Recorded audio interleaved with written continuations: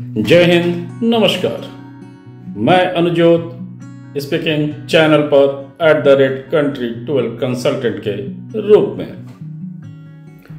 एक एक वोट का महत्व, एक एक हिंदू परिवार का भविष्य, एक एक हिंदू परिवार के पीढ़ी का अर्जित संपत्ति का भविष्य पर ध्यान रहे। हर समाज में बैठा एक फर्जी सेकुलर सब पर भारी क्यों? भारत में सभी राजनीतिक दल एक सच को अब आत्मसात कर लें, क्योंकि हिंदू के लिए ही और अपने संस्कृति सभ्यता के लिए ही मैं ये काम कर रहा हूं और आप सभी के सहयोग का आकांक्षी हूं। भारत में सभी राजनीतिक दल एक सच को आत्मसात कर लें। देश नीति नियम का विरोध करोगे और देश नीति दिमक पोषण के लिए हिंदुओं को जाति में बांटोगे तो हिंदू जनता भी अब राजनीतिक दल और नेता को वोट के लिए तरसाएगी। ध्यान रहे, आप महाराष्ट्र के अजंता एलोरा में चले जाओ, उड़ीसा में खंडगिरी उदयगिरी जाओ, कोणार्क का सूर्य मंदिर में जाओ और ऐसे ही कई महत्वपूर्ण ऐतिहासिक स्थलों पर आप जाओ, आपको सनातन संस्कृति का ही निशानी मिलेगा। बौद्ध या भगवान महावीर का संदेश मिलेगा या निशानी मिलेगा, जो सनातन से ही प्रेरित था या आज भी है। ओम रूपी मंत्र का ऊर्जा हर जगह मिलेगा। पर भारत में 90% राजनीति, फर्जी सेकुलरवाद, कुछ फर्जी पत्रकारिता देश में इन सांस्कृतिक धरोहर को बर्बाद करने वाले का साथ देती मिलती है। यह सोचनीय विषय सब घर का, हर बच्चे का, हर युवा का बनना चाहिए। पुरातत्व विभाग के अधिकांश खोज में सनातनी सभ्यता के नक्काशी का परिचय मिलेगा, पर 90% राजनीति के लिए सनातनी सभ्यता शर्म की बात दिखती है।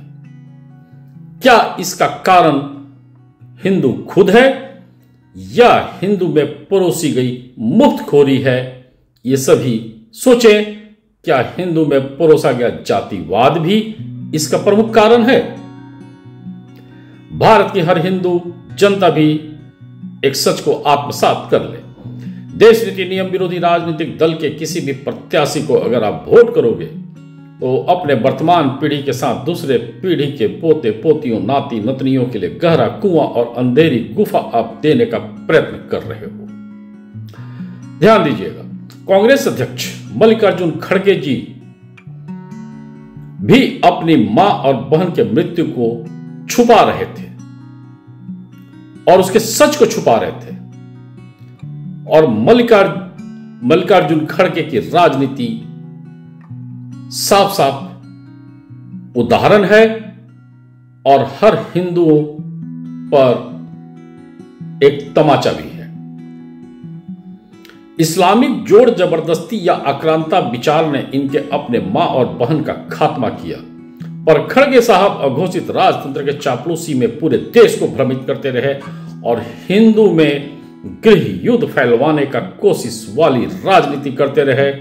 सिर्फ ये बताते रहे कि इनकी मां और बहन के साथ क्रूरता हुई थी, पर क्रूरता करने वाले का नाम कभी खुलकर नहीं बताए, जो अब सबके सामने आ रहा है या आ चुका है। जिस तरह से खड़गे साहब की मां और बहन क्रूरता का शिकार हुई और जिस तरह से खड़गे साहब राजनीति कर रहे हैं, प्रश्न यह भी उठना चाहिए, क्या वे बाकी हिंदू घरों में भी वही क्रूरता देखना चाहते हैं? क्या इसलिए सच को नहीं बता रहे थे? कहीं का गुस्सा कहीं और निकालना चाहते हैं? इनके घर में क्रूरता वाला कांड हुआ तो सच बता के पूरे देश को सजग कर सकते थे, लेकिन सजग करने के बदले इनका राजनीति भ्रम राजनीति के इर्द गिर्द घूमता रहा और ये मानसिकता किसी भी सूरत में किसी भी हिंदू परिवार को स्वीकार नहीं होना चाहिए। हर देश नीति नियम विरोधी के कार्यकर्ता भी सच को आत्मसात कर ले। कुछ लालच में आप खुद के परिवार और अर्जित संपत्ति को खालिस्तान और आगिस्तान के हवाले कर रहे हो। देश होगा तो सब कुछ होगा।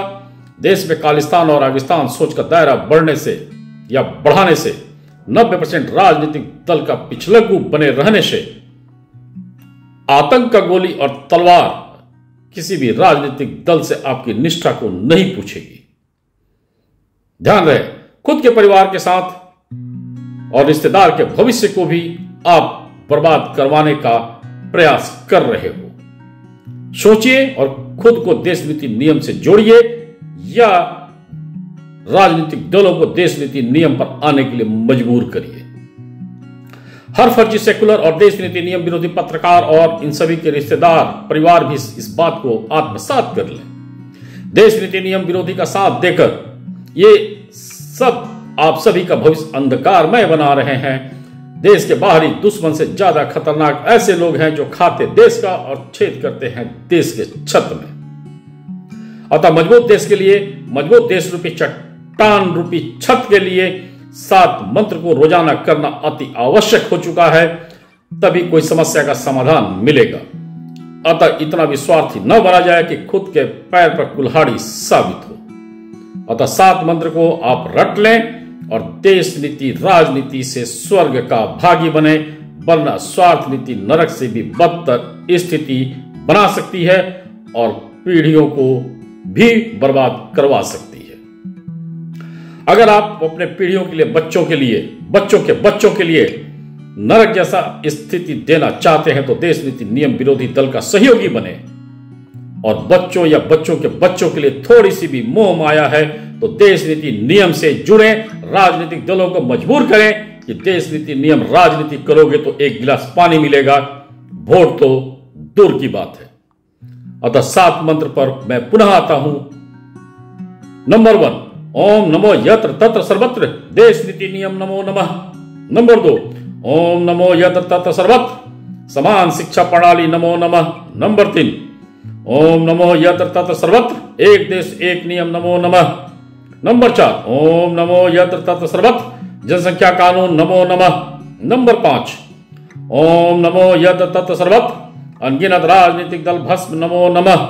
नंबर 6, ओम नमो यत्र तत्र सर्वत्र पक्ष और विपक्ष में देश नीति नियम दल नमो नमः। नंबर 7, ओम नमो यत्र तत्र सर्वत्र फर्जी सेकुलर नीति भस्माय नमो नमः।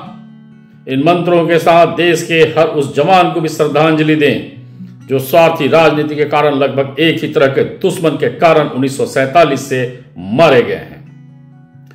बाहरी दुश्मनों के पोषक स्लीपर सेल के कारण जो जवान मारे गए हैं उनको इन मंत्रों से श्रद्धांजलि दें। इन मंत्रों के ऊर्जा से कई जवान का जीवन बचाएं जो देश नीति नियम विरोधी राजनीति के कारण 24/7 खतरे में है। देश में हो रहे रेल एक्सीडेंट, जिहाद से आम जनता के परेशानी को भी यही मंत्र खत्म कर सकता है। देश में हो रहे तोड़फोड़, आगजनी से देश के अर्थव्यवस्था का मदद भी यही मंत्र कर सकता है। यही मंत्र अर्जित संपत्ति का सुरक्षा बन सकता है। यही मंत्र बच्चों का हुनर बन सकता है। यही मंत्र हर घर का रोटी दाल आटा सब्जी बन सकता है। जय हिंद, धन्यवाद। हर दिन शुभ हो, हर रात्रि शुभ हो, हर पल खालिस्तान और आगिस्तान सोच रूपी राजनीति से सभी का सुरक्षा हो। ध्यान रहे, देश होगा तो ही सब कुछ होगा। देश का छत मजबूत होगा तो हर आंधी तूफान से सुरक्षा होगा। पुनः जय हिंद, धन्यवाद।